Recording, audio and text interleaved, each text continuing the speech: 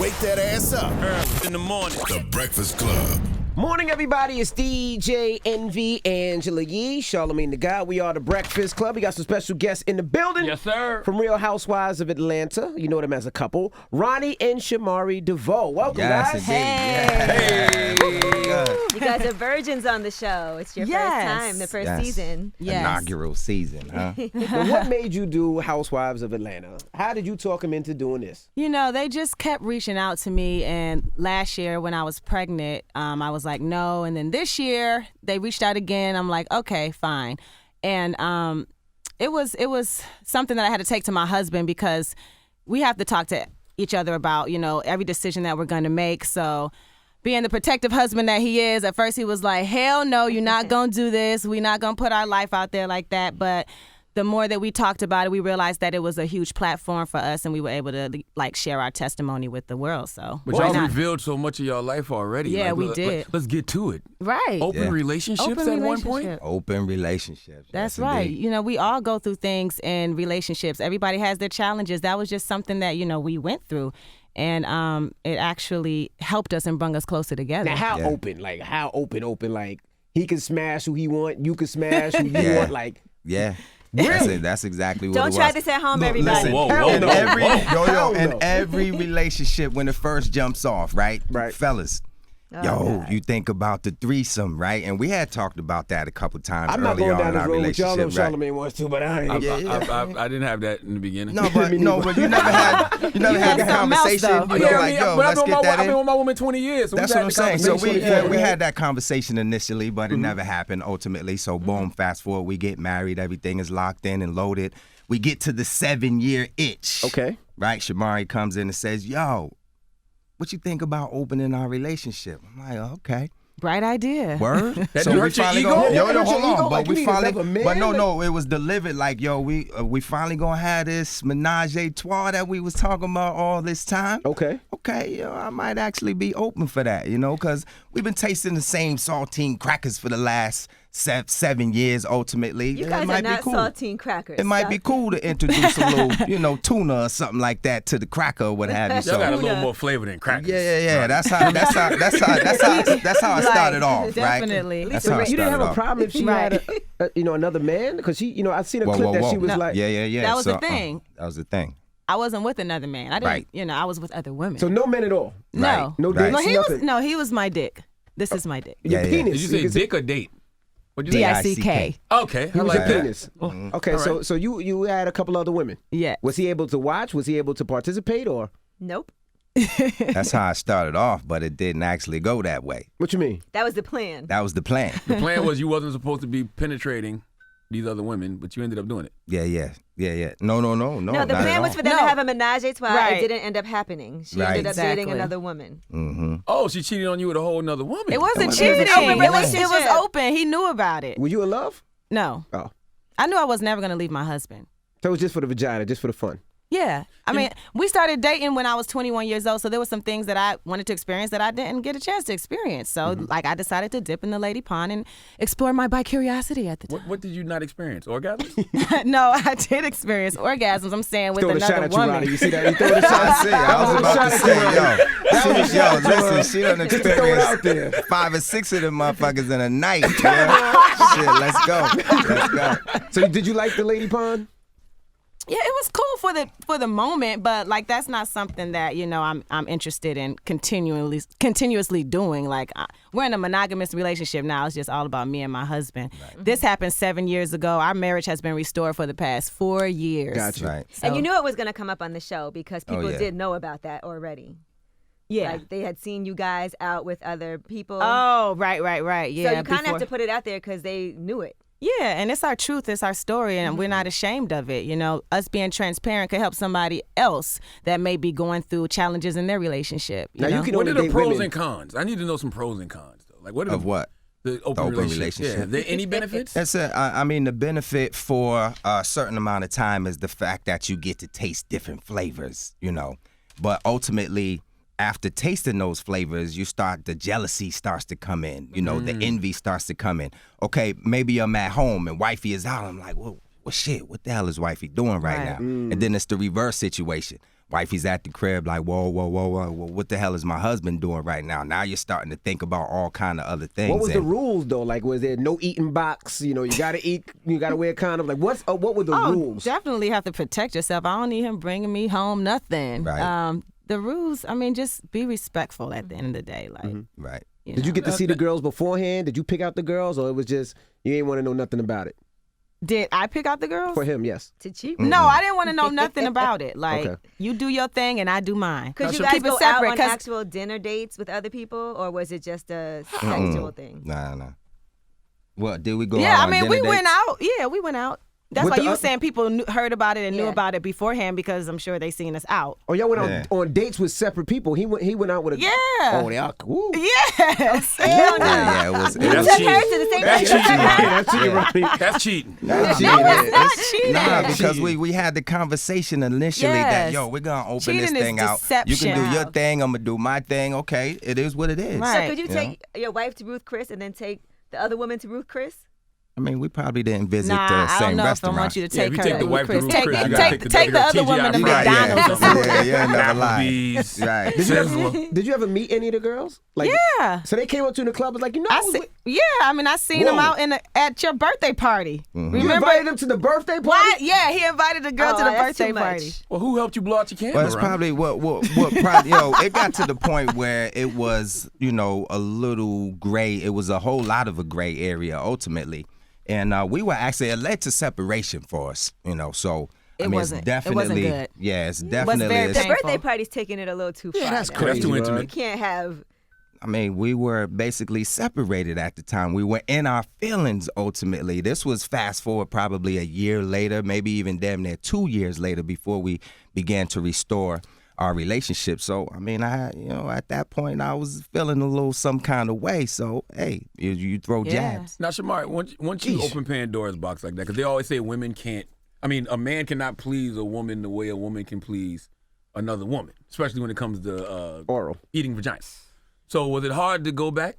No, it was not hard to go back because he pleases me just as well or better than a woman. It doesn't make a difference. Yeah. There you go. Say what you got to say for Say what you got to say. Let's clap up. No, Appreciate seriously. Like he has everything, but he has more. Like women don't have penis. Right. They just have a mouth. We have small and- penises, they say. Right, exactly. So he has a penis and he has a mouth. So, Who I have eats the best box of both better? worlds. I'm sorry? Women or men who eats box better? Men. My husband. There you go. True. You true. never was nervous about maybe a girl looking better than you or a girl taking you from your man? Like that was never, No, I never? wasn't nervous. He I was never nervous. was. I knew I had this guy on lockdown. I knew he wasn't going nowhere. I put it on him when I was just turned 21 back in the day. So he wasn't going nowhere. So no menage a trois in the future? I went No, I no went a menage bunch a of trois. places, We are though. so While past I wasn't that. going nowhere, it was going down for a good 3 years. And you was going right back. Yes, indeed. What about you, Ronnie? Is it hard to go back after having that open relationship? Like, just all of a sudden got to be faithful again? Yeah, listen, man, it was tough. I mean, I shut it all the way down at one point in our relationship. It was like, I'm done. I can't handle all of the shit that we've been going through ultimately. And, when I think about marriage, to me, my parents got a divorce when I was like 3 years old, right? So I didn't have that example of longevity as far as marriage was concerned, not in my home, but I had the example through friends and a couple other people outside of me. So I always felt like when I did this thing, I wanted to do it once and I wanted to be able to say ultimately 25 years, 50-year anniversary. So although it was tough, something in me made me feel like I still love my wife. Maybe we can get over this. And God first. And then as a black man, she would always come to me and say, yo, let's go to a marriage counselor, so we can really figure out how to bring this thing back together. Right. And at first I was like, nah, hell no. I'm So all not black trying people, to. nah, we're not right. doing I that. don't Right, need nobody, stepping into my Right. world. I know how to handle this ultimately.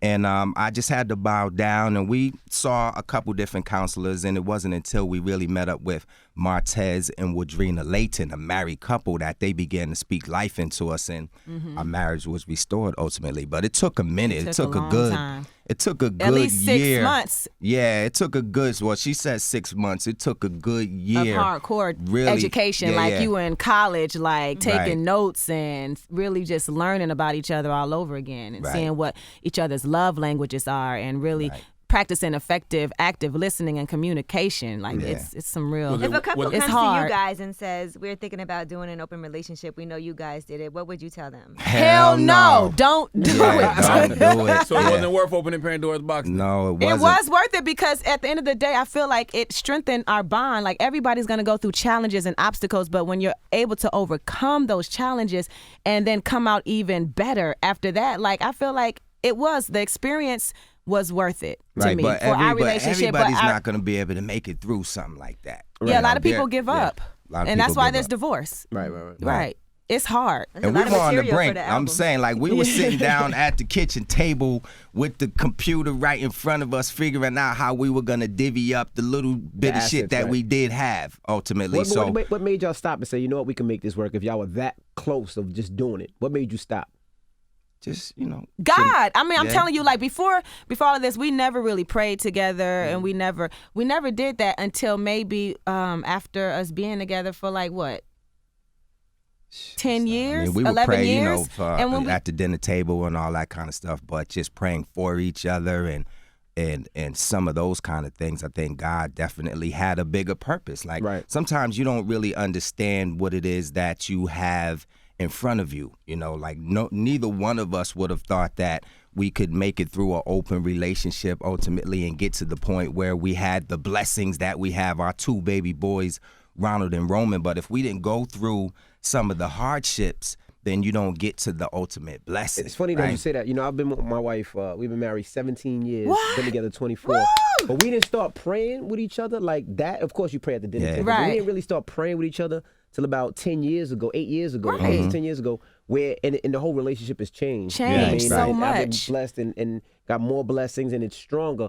And I pray every morning before I leave to go to work. I wake our ass up and we pray every night. Where it's not just a thank you, it's we have a conversation with God, and it works so much. There's something about speaking life into existence. We started to set up vision boards, and this was something that manifestation boards, and this was something that Martez and Wadrina brought to the table for us. And those are marriage counselors. Yes, and once we started doing that, it's amazing, man. Some of the things that we put on our vision board, number one, there was a picture of this baby, because we've been trying to have kids for a good amount of time through our relationship. We've been married for 13 years now. We've been together for, it's coming up on 13 years, March 10th, but we've been together for 18 years, right? So we've been looking at having babies, but it wasn't until we set this vision board up and we put a picture of this baby on our joint. And I swear to you, this baby is a direct combination of both of our children when we look at them. So there's something about speaking life into existence. Two kids, and and then when you start to value the sanctity of marriage and really just honor the oath that you made under God, like it's till death do us part, through sickness and health, like you really those words mean a lot, and so that's something I want to get into, marriage counseling, only because me and my wife been together for like 20 plus years. I don't think it's anything. Done it.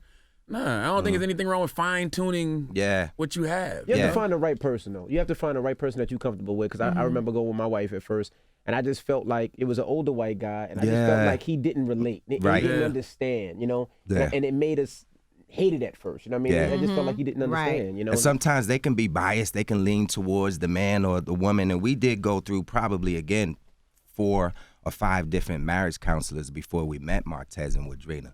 And Martez is a married coach, and Wadrina is a licensed therapist. So both they've been married like are what at least 15 years, and they've been through, ultimately what we had been through. They wrote a book called A Blessed Affair. So they've been down the road. So they were really able to speak life into us about actual things that they've been through. And like my wife said, active listening was one of the main things that helped us. So often in an argument, you're sitting there looking at your wife or your significant other, and there's this wall up, and you're waiting for the moment and the opportunity to fire back, right? But when they talk to us about active listening, you actually have to listen to what the person is saying and repeat it back, right? And then if you didn't say everything that she said to you, then she'll tell you the things that you missed out on, right? So when you do it in that capacity, you can't help but hear the person out as opposed to waiting to fire back. So that was one of the main things. Listening with the intent to understand and not reply. Yeah, Exactly. we call that right fight. Now, that happens in my relationship too. Like where you're a right fighter, where you just want to win the argument. Right. You just want to be right. You don't care what it takes. You just want to, and you don't necessarily listen. So yeah. That's a good thing. I'm gonna do that for now. So when people sometimes just say they agree with you, but they don't really agree with you. They just say that to move on. To kill the argument, yeah. Exactly. Don't you hate when you say you agree with somebody and you really do, but they're like, no, you don't. You're just saying. I'm like, no, I really do agree. Right, like, come on now. Mm-hmm. So this whole time you didn't need a menage a trois. You just needed marriage counseling. Yeah, we needed a firm foundation set in our relationship. We went to premarital counseling probably 4 or 5 times before we got married. Yeah, but that's really nothing. Yeah. You guys got married so young too. I'm sure a part of it is that being like in this. Well, business. he got married when he was 33. I was 26. I mean, that's not really that young. Well, you've been together since you were 20. Right. Yeah. Now, what's going on with you? I'm sorry, go ahead. Go ahead. I was gonna say, what's going on with you and Marlo? I seen you guys going back and forth. She talking about how you dress. You talking about all types of things. Her edible arrangement. She said, don't send her edible arrangement. Send her the diver. I like edible arrangements. I do too, and she tried to throw shade on edible arrangements and tell me I need to send her some Godiva chocolate. Like, I'd rather have some fruit. So what's going on? I take the Godiva. You would? I like Godiva. Chocolate. I'm a health nut. Wait, the edible arrangements is chocolate covered fruit, ain't it? Not always. Not you always. can pick a different arrangement. Oh, But what's your problem? What's the beef come from? I mean, Marlo she is notorious. She's known for engaging in arguments with the cast for, attention. She's got into it with Nene, Portia, Cynthia, everybody. So now I guess it's my turn. And she really got upset because I went on Watch What Happens Live and they asked me who the shadiest housewife was. And I was like, oh, wait, Marlo's not a housewife. So she got really upset and she decided to address me on Twitter. You called her Marho. I called her Marho. You said her credit was low. Yeah, because Marho, she boosts her bootleg fashions and scams people, sleeps with old men, all of that stuff. But she's trying to come for me for my fashions. And I'm like, just because I don't wear the Fendis and the Louboutins and all that, I have twins. Like, I'm not trying to be dressed up and all of that. Like, it's just not me. I mean, I dress how I want to dress, but it's like the whole season she's just coming after me. And I really think it's because I have something that she wants. She wants to be married. She wants children. She wants a peach. All of that. You're doing better than me because I thought it was Louboutin all this time. I didn't know it was Louboutin. That's because you heard Jennifer Lopez say Louboutins. And I thought it was Louboutin, too. Louboutins. Yeah, I didn't know. You're not supposed to know. So. Now, how do you deal with when your significant other's parents don't like you? You had some issues with his mom.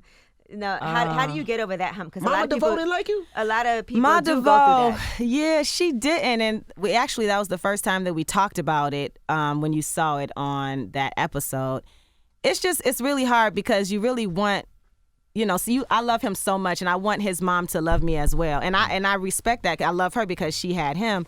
And it's just really hard when sometimes moms get a little bit too attached to their sons. And they look at it like they're the number one woman, for their whole life. And it sometimes you have to just, you got to let your son go and realize that he's got to go out and make his family. So I think it's hard for her to have someone else come in and take a piece of, the pie. That's crazy. You the only boy, Ronnie? No. I have twin brothers. Okay, see, that's so crazy. Twins running the family. Yeah. That's so crazy to me because I hear that a lot about the mother not liking the wife, and I'm like, I haven't thought about it because my mom and my wife love each other. So it's just like, wow. It just depends on the mom. Mm-hmm. You see how Candy's mom doesn't really care for Todd so much either. Yeah. Yeah. And that's not easy, like, to get over that hump, because then sometimes it's putting your ego to the side. And sometimes as a husband, you have to step in and you don't want to slight your mom or your wife. Exactly. Yeah, that's true. I mean, ultimately, I just had to have the conversation with my mom just to let her know, like, I love this woman. This is going to be the woman that I'm married to for the rest of my life. And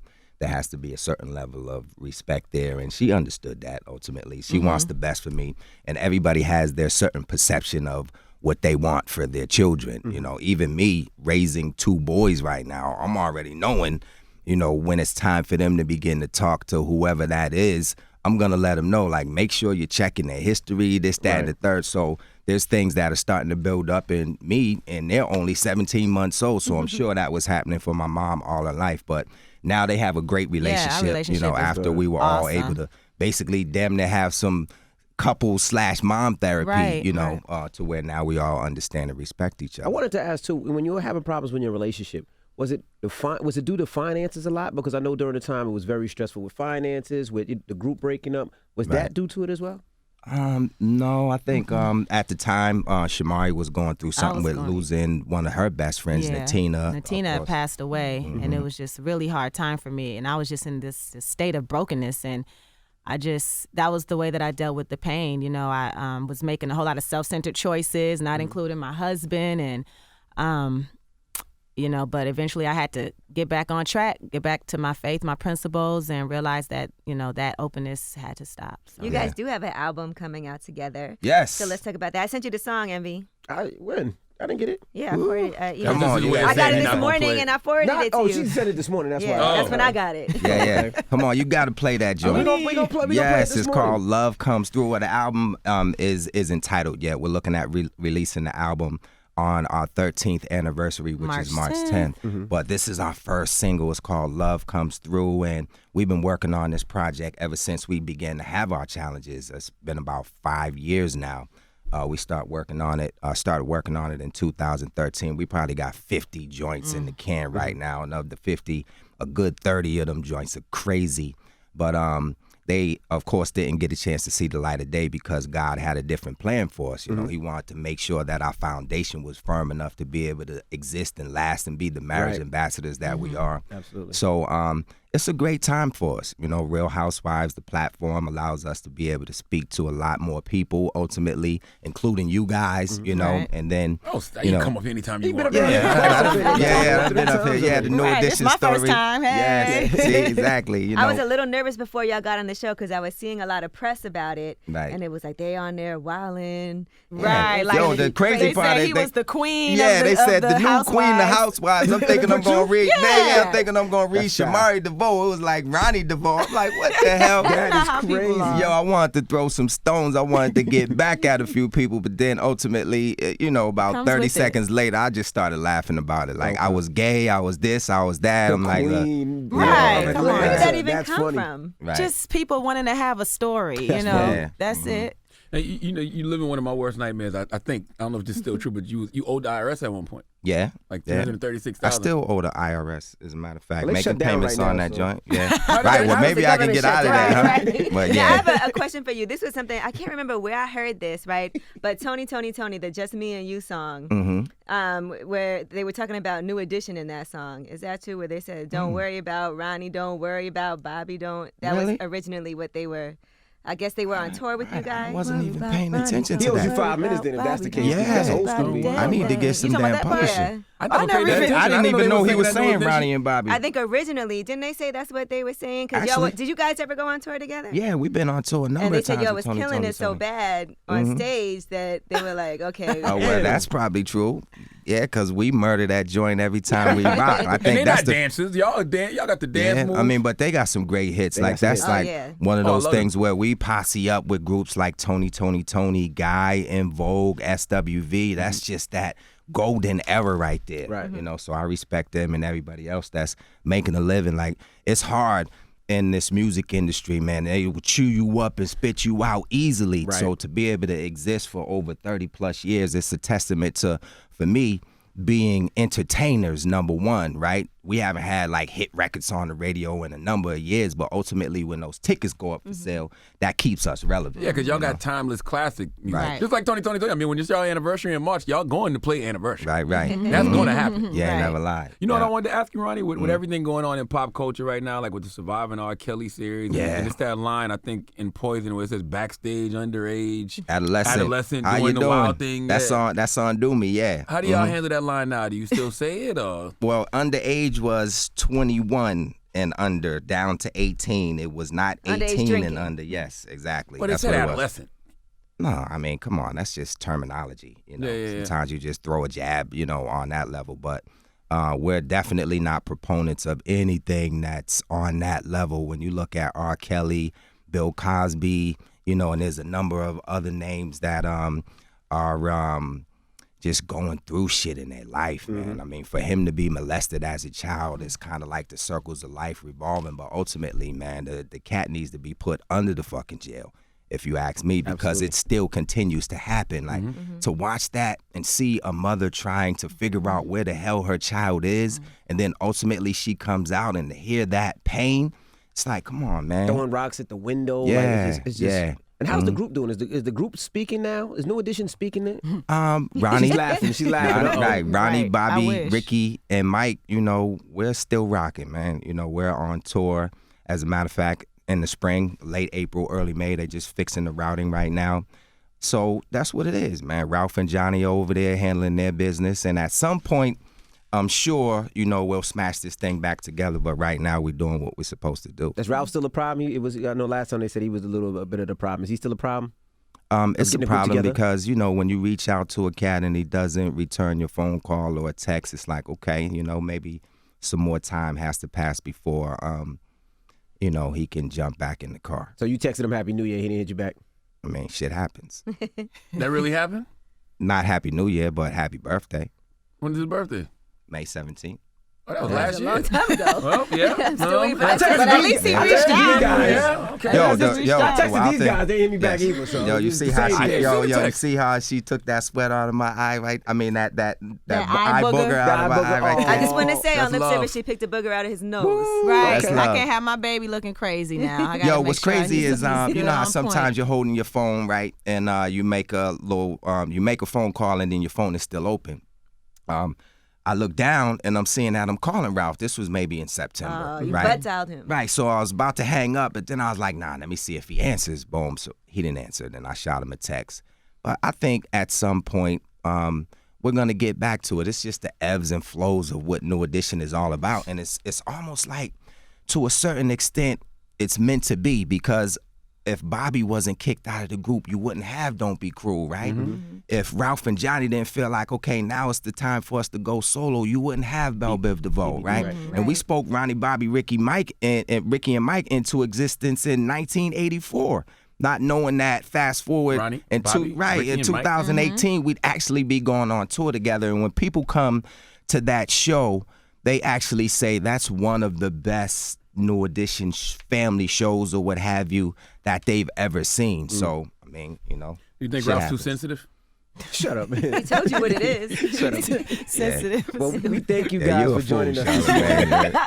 Thank you I'm guys for joining about us. to put this dude in the headlock. Right? yo, but before we leave, can we say one of the reasons why we accepted the platform of Real Housewives of Atlanta was to be marriage ambassadors, right? Right. And this coming April 27th, Saturday, we have our 3rd annual Married for Life Walk. So, you know, go to marriedforlifewalk.com. Yes, it's in married Atlanta. 4lifewalk.com. Yes. Tell them what it's all about. And we have babe. like 500 couples that come out seriously Plus. dating, married couples, 500 Right. plus couples. That's and what we had last year, We yeah. walk a 2-mile walk, hold hands, we pray, we reaffirm our love for one another. We have a balloon release where we let go of all of our challenges, and That's dope. it's just a really good time. We speak, we have entertainment, Yeah. and a lot of inspiration and encouragement to other like-minded couples. So That's dope. Congratulations on that. thank you. Well, thank you guys for joining us. Word. All right, it's Ronnie and Shamari DeVoe. Thank you. Love Comes Through, available on all digital platforms right platforms. now.